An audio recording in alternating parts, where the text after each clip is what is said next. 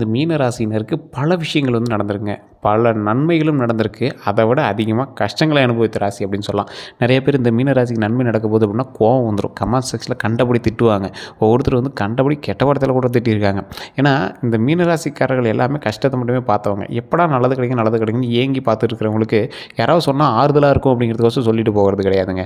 இந்த மீன ராசிக்காரர்கள் தயவு செய்து நோட் பண்ணிக்குவோங்க. உங்களுக்கான காலம் இன்னும் கொஞ்சம் தாமதமாக தான் இருக்கே தவிர ஓரளவுக்கு இப்போ பரவாயில்ல அப்படின்னு தான் சொல்லலாம்.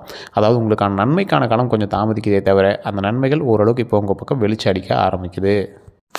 இந்த நன்மைகள் எதை நோக்கி பிரயாணிக்க போகுது, இந்த நன்மைகள் மூலமாக எந்த அளவுக்கு நாம் வந்து முன்னேற போகிறோம் அப்படிங்கிறது தான் இந்த வீடியோ.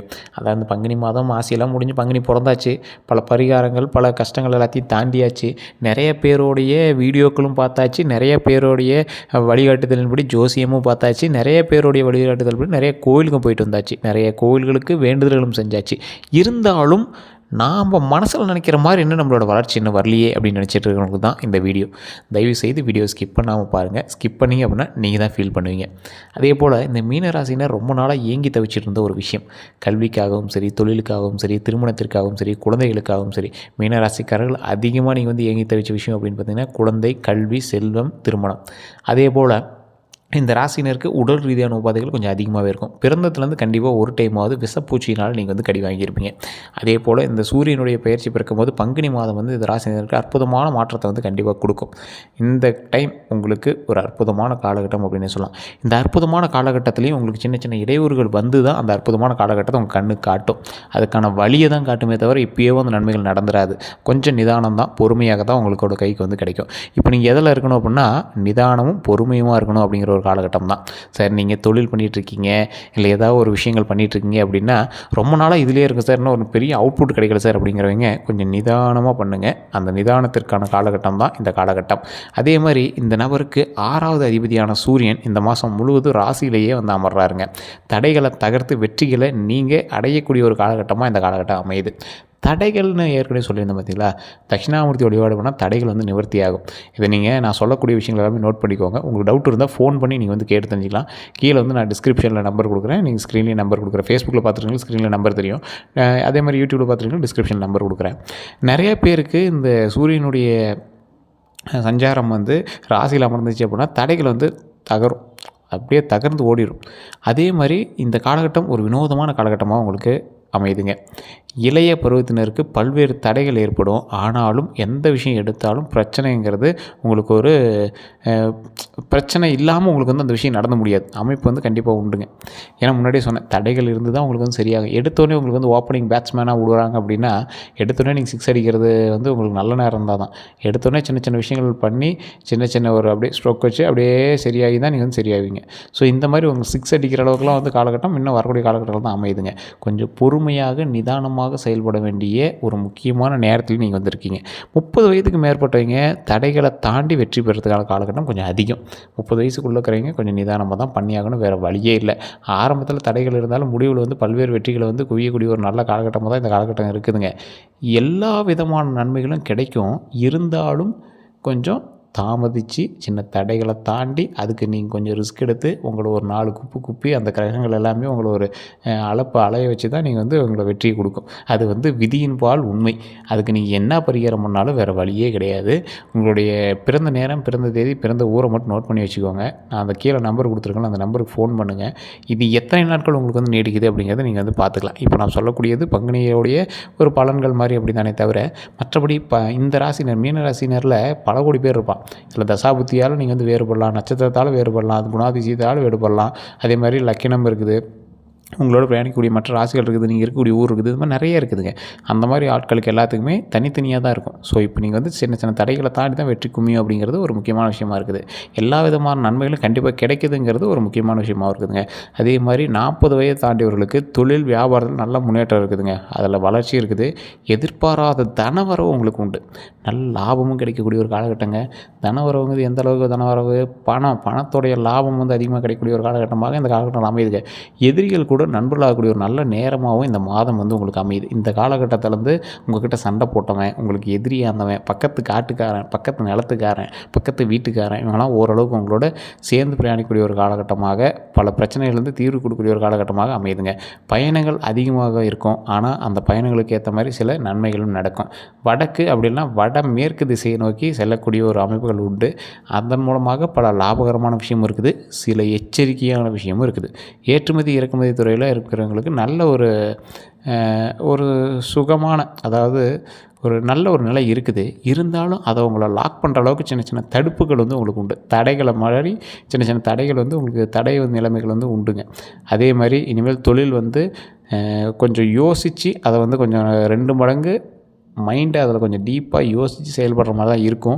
அதற்கு பிறகு கொஞ்சம் நல்லாயிடும். அதேமாதிரி தொழில் நல்லா இருக்கக்கூடிய காலகட்டங்கள் வரக்கூடிய காலகட்டங்களில் இருக்குது.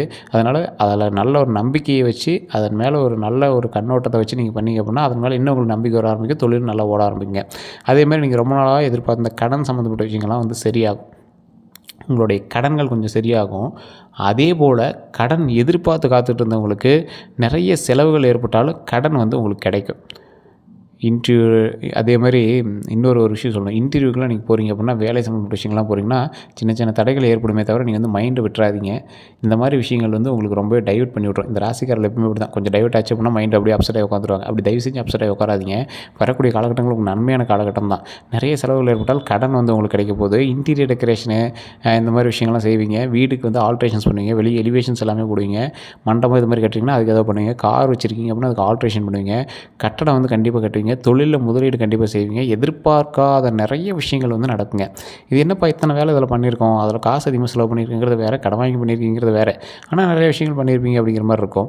அதே மாதிரி உத்தியோகத்தில் அபரிமிதமான முன்னேற்றங்கள் கண்டிப்பாக உண்டுங்க. உடற்பயிற்சியை மட்டும் தயவு செய்து கைவிட்றாதீங்க. உயர்பயிற்சி மட்டும் மறக்கவே கூடாது. நீங்கள் அந்தளவுக்கு உடற்பயிற்சி கண்டிப்பாக தேவை. கணவனாக இருந்தீங்க அப்படின்னா மனைவியோட விஷயத்துலையும், மனைவியாக இருந்தீங்க அப்படின்னா கணவரோட விஷயத்துலையும் இணக்கமான செயல்வது ரொம்பவே நல்லதுங்க.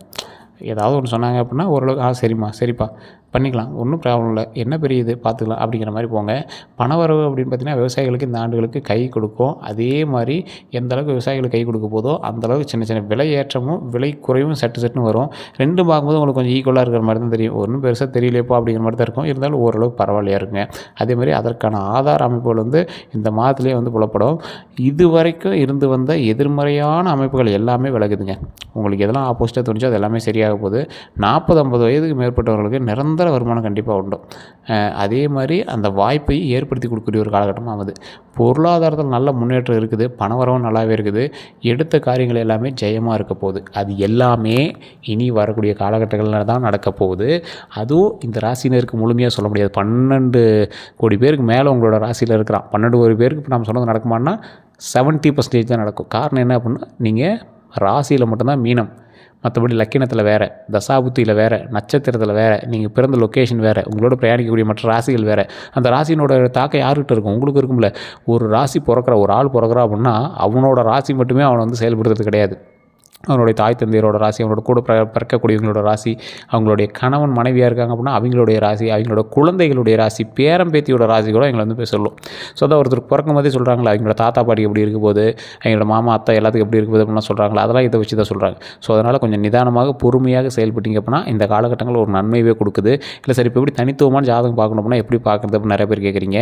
நீங்கள் தயவு செஞ்சு சொல்கிறேன், கொஞ்சம் வெயிட் பண்ணி தான் பார்க்குற மாதிரி இருக்கும். இல்லை சார் அப்போல்லாம் வெயிட் பண்ண முடியாதுன்னா நீங்கள் லோக்கலில் கூட பார்க்கலாம். உங்களுக்கு சந்தேகம் இருக்குது, ஒன்றும் பெரிய சாட்டிஸ்ஃபேக்ஷன் அங்கே இல்லைன்னு தெரிஞ்சால் மட்டும் நீங்கள் வந்து டிஸ்கிரிப்ஷனில் ஒரு நம்பர் கொடுத்துருக்கேன்.